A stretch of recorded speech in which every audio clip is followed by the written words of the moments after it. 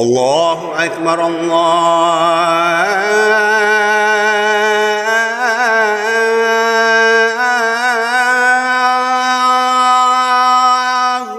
اکبر۔ ہمارا گھر اگر درود و سلام میں وابستہ ہوگا، ہمارے گھر میں درود و سلام کے وسیلے سے دعائیں مانگی جائے گی، لوگوں کو جمع کر کے دعا پڑھی جائے گی، یا ہم خود گھر والے پہلے شروع کریں گے، پھر رشتہ دار بھی آئیں گے، پھر پڑوسی بھی آئیں گے۔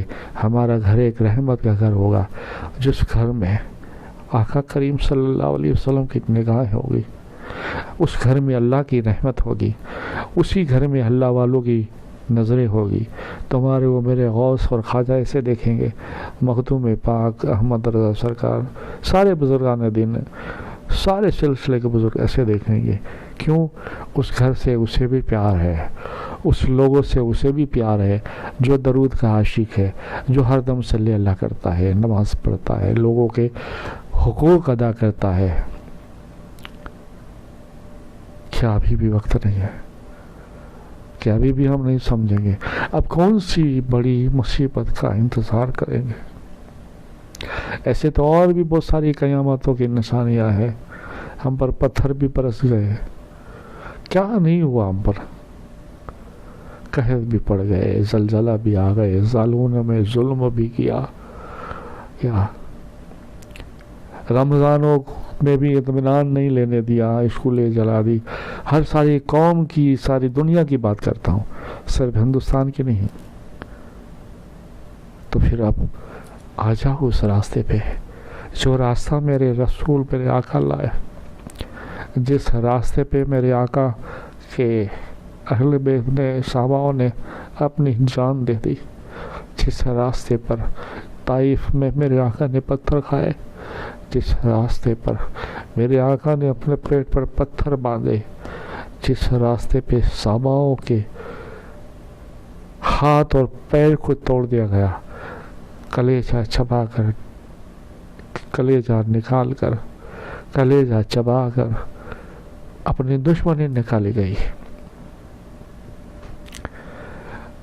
وہی دین کے لیے پنجتن کی قربانیاں ہوئی، آقا حسین کے خاندان کی قربانیاں ہوئی، حضرت عباس کے بازو کاٹ دیے گئے، حضرت علی اصغر کو سوئی پہ چڑھایا گیا، تیر سے نشانہ مارا گیا، جوانی حضرت علی اکبر اور حضرت قاسم کی ختم ہو گئی، آپ کے جانشار کو قتل کر دیا گیا، آپ کے خاندان کو بے عزت اور چادریں چھین لی گئی، ساری کی ساری سب کی قربانیاں ولیوں نے قربانی دی۔ غوث پاک نے 40 سال تک جنگل میں پتے کھائے، حضور غریب نواز میں 18 سال پیر کی خدمت کی، سارے بزرگان دین نے جو کچھ کیا سب کرنے کے بعد پھر سارے بزرگوں کی ایک ہی دعا تھی، یا اللہ ہمارے آقا کی امت کو بخش دے۔ تو کیا ان کی قربانیاں آپ یاد نہیں کرتے؟ کیا ان کی قربانیاں آپ بھول گئے ہیں؟ کیا حضور کی قربانیاں آپ بھول گئے ہیں؟ کیا اہل بیت کی صحاباؤں کی قربانیاں آپ بھول گئے؟ آپ کو تو تھوڑا سا یا چوٹ لگے، کانٹا لگے، یا آپ کے گھر والے بیمار ہو جائیں، ہارٹ ہو جائے، زیادہ شوگر ہو جائے، پیر ختم ہو جائیں، بچہ جو ہے بے ہوش ہو جائے، یا زیادہ بخار ہو جائے، تڑپنے لگے، تو آپ تو بھڑکنے لگتے ہیں، آپ کو تو بہت ساری تکلیفیں ہونے لگتی ہے، ایک دوسرے پر فون بھی چالو ہو جاتے ہیں، جمع بھی ہو جاتے ہیں۔ کیوں؟ اپنے دکھ کے لیے، اپنے والوں کے لیے۔ تو یہ اپنے والے اور اپنا دکھ تو بعد میں ہوا، جنہوں نے ہمارے لیے سب کچھ کیا، کیا اس کو یاد نہیں کر سکتے؟ اس کے لیے جو ہمارے لیے ہی، ہمارے بھلائی کے لیے سارے حکم لائے، سارے حکموں کی ہم پابندی اگر کریں تو وہ سارا ہمیں ہی فائدہ ہے، ہمیں ہی اس کا نفع ہے، تو کیا ہم ہمارا نفع، ہماری آخرت کو، ہماری قبر کو، ہماری موت کو اچھی نہیں بنائیں گے؟ کیا تم نہیں جانتے یار؟ میں جانتا ہوں، تم نہیں جانتے، تم جان لو، آج نہیں جانتے تو کیا تمہیں معلوم نہیں ہر قبر میں میرے مصطفیٰ کریم صلی اللہ علیہ وسلم تشریف لائیں گے. فرشتوں کے سوال دو ہوں گے، تیرا دین کیا، تیرا خدا کیا. پھر اشارے سے کہیں گے یہ کون ہے، کیا تمہارے پاس پہچان ہے، کیا تمہارے پاس محبت ہے. اور اس لیے تو ہم کہتے ہیں بار بار، پنج گنا نماز تو کسی کو معاف نہیں ہے، وہ تو کرنا ہی کرنا ہے. اسلام میں جو فرض ہے، روزہ رکھنا، نماز پڑھنا، زکوٰۃ دینا، حج کرنا، یہ سارے کلمہ پڑھنا، وہ تو سب فرض ہے ہی. فرض کے بعد جو ہے سب سے بڑی عبادت اہم درود و سلام ہے. اگر ہماری زبان پہ ہر وقت صلی اللہ صلی اللہ صلی اللہ صلی اللہ صلی اللہ ہوگا تو فوراً ہم فرشتے سے، فرشتے پہلا ہی سوال کرے گا من ربو کا، تو اسی وقت ہماری زبان میں درود آنے لگا، اللہم صلی علی محمد اللہم صلی علی محمد اللہم صلی علی محمد. تو فرشتے کہیں گے مسکرا کے، اس سے کیا سوال کریں، اب اس نے تو پہلے ہی سوال میں سب کچھ کہہ دیا. اور میرا مصطفیٰ کریم اگر قبر میں ہوں گے جلوہ نما، تو وہ مسکرا کے میرے آقا کہیں گے اسے چھوڑ دو، اس نے رات دن مجھ پر سلام درود پڑھا ہے، میں اس سے راضی ہوں اور میرا اللہ بھی اس سے راضی ہے. کیا آپ یہ نہیں چاہتے؟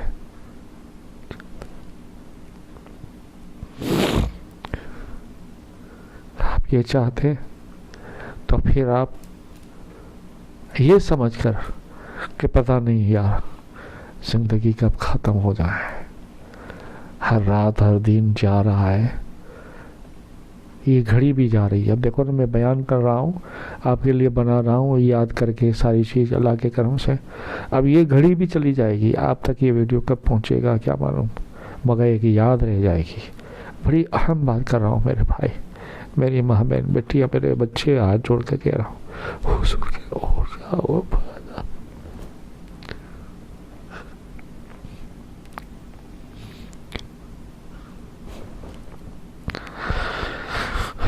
حضور کے وفادار ہو جاؤ، اللہ کے فرما بردار بن جاؤ. اور مدینے والے آقا کا کرم اور ان کا صدقہ ہے. اب دیکھو ہاروت ماروت کئی سال سے الٹے لڑکے ہوئے ہیں، فرشتے کی ذات ہے مگر ایک گناہ کیا اور گناہ پہ گناہ کرتے جا رہے ہیں. مگر مدینے والے کا صدقہ ہے کہ ہمارے گناہ ظاہر نہیں ہوتے ہیں، لوگ ہمارے گناہ کو پہچانتے نہیں ہیں. ورنہ پہلے کے نبیوں میں بھی یہ ہوا ہے، جیسے گناہ کیا ہاتھی بن گئے، جیسے گناہ کیا بندر بن گئے، جیسے گناہ کیا نجاست والے جانور بن گئے، فوراً سجا. اور یہ میرے مصطفیٰ کریم صلی اللہ علیہ وسلم کا صدقہ ہے. آپ اور میں جانتے ہیں کہ ہم کتنے گناہ کرتے ہیں، ظاہری اور باطن، جو اللہ جانتا ہے آپ جانتے ہیں. تو پھر کیا ابھی بھی ہم توبہ کی طرف نہیں آئیں گے؟ آ جاؤ یار، پتہ نہیں یہ وقت بھی، یہ آواز بھی کب بند ہو جائے، وہ سب کچھ آنے.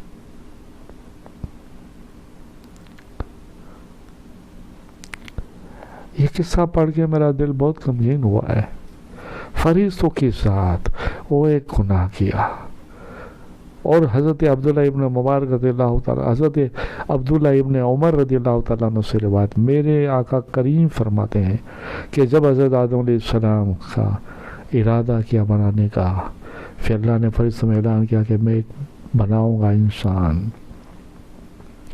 پھر فرشتوں نے سوال کیا اور وغیرہ وغیرہ یہ ساری باتیں. پھر یہ دو فرشتے آئے. تو صدقہ ہے مدینے والے آقا کا کہ ہمارے گناہ چھپے ہوئے ہیں. اللہ کرے چھپے ہوئے رہے اور اللہ ہمیں معاف کر دے، ہمیں معاف کر دے بزرگوں کے صدقے. اور پہلے کے صحابہ، بڑے بڑے صحابہ بھی ایسی توبہ کرتے تھے. ان سے تو صرف بات میں گناہ ہو جاتا تھا، توبہ کرتے تھے، تڑپتے تھے. جیسے میں نے پچھلے ویڈیو میں ڈالا ہے حضرت سلمہ رضی اللہ تعالیٰ عنہ کا، کہ ایک صحابی رسول تھے انصاری، हुजूर के मोज़े बनाया करते थे। जाते जाते एक साहबी का काम पड़ा तो साहबी के घर में झांक कर कहा अरे है, और देखा कि एक औरत नहा रही थी, फ़ौरन अपनी निगाह घुमा ली। सिर्फ इतना गुनाह हुआ, वो कितना बड़ा करम कर दिया, कितना बड़ा रोए। एक आज मुझे याद आया है, हज़रत अबू लुबाबा रज़ी अल्लाह ताला अन्हु, जंग तबुक की बात है। जंग तबुक के अंदर कुछ मामलात ऐसा हुआ, उसमें जो है एक आयत नाजिल हुई। अल्लाह ने कहा ए महबूब, अगर तुम चाहोगे तो सबको ज़बा कर देंगे और तुम चाहोगे तो रहम कर देंगे। ये बात नाज़िल हुई। हुज़ूर पाक सल्लल्लाहु अलैहि वसल्लम ने वही भी की बात सबको सुनाई। हज़रत अबू लुबाबा ने भी सुना, बिल्कुल मुख्तसर कह रहा हूँ। हज़रत अबू लुबाबा रज़ी अल्लाह ताला अन्हु ने भी सुना, और इत्तफाक देखिए, ये अल्लाह को कोई मंजूर होगा कि हुजूर ने ही जो है इस जंग की तरफ भेजा और अपनी बस्ती की तरफ भेजा जहाँ कुछ लोग शरारती थे, नाफरमान थे और कैदी बने हुए थे, और मुनाजरा कुछ बातों में हो रहा था।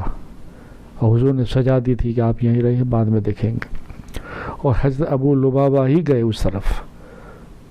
अब बातों में वो बस्ती वाले थे, अपने वाले थे, तो बातों ने कहा कि भाई यार, तुम्हारे रसूल अल्लाह सल्लल्लाहु अलैहि वसल्लम ने हमारे लिए क्या हुक्म नाजिल किया है। तो सिर्फ बातों में इतना बोल गए, क्या आप अगर मानते हैं हुक्म हमारे आका का तो ठीक है, वरना इशारे से किया, वरना तो आयत नाजिल हुई कि कह दीजिए उन लोगों को जो अल्लाह रसूल की बातों में खयानात करते हैं।